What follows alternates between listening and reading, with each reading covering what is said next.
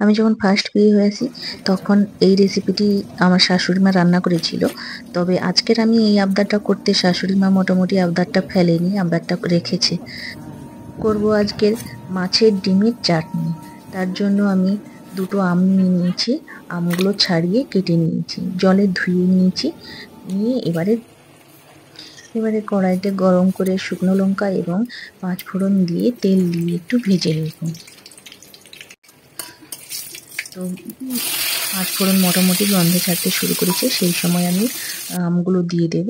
আমগুলো একটু কষিয়ে নিয়ে আমি মাছের ডিমটা দিয়ে দেবো। মাছের ডিমটা আমি আগের দিন আনিয়েছিলাম, তাই একটু কালো হয়ে গেছে, ফ্রিজে রেখেছিলাম।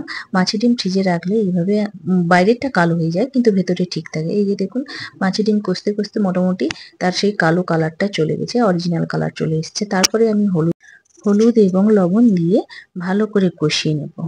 তো মাছের ডিম ভাজতে ভাজতে এইভাবে মানে বড়ার মতো বসে যাবে। খুন্তি দিয়ে সারাক্ষণ মোটামুটি ওই ডালা ডালা অংশগুলোকে ভেঙে নিতে হবে।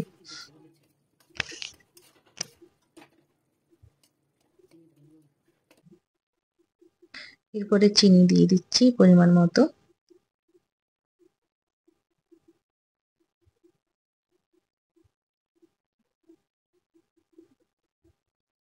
আদা বাটা দিলাম, আদা বাটা জল করে আমি রেখেছিলাম, সেইটা আমি দিয়ে দিলাম একেবারে।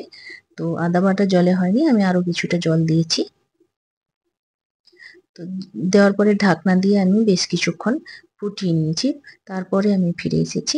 তো খুন্তি দিয়ে এই ডিমের সেই ডালা ডালা অংশগুলোকে ভালো করে ভেঙে নিচ্ছি এবং আমগুলো যে সেদ্ধ হয়ে গেছে আমগুলো আমি একটু ভেঙে নিচ্ছি। মাছের ডিমের চাটনি আমার কমপ্লিট। আমি গ্যাসটা বন্ধ করে দিয়েছি। বন্ধ করে দেওয়ার পরেও মাছের ডিমের যে ডালা ডালা অংশগুলো ভেঙে নিচ্ছি।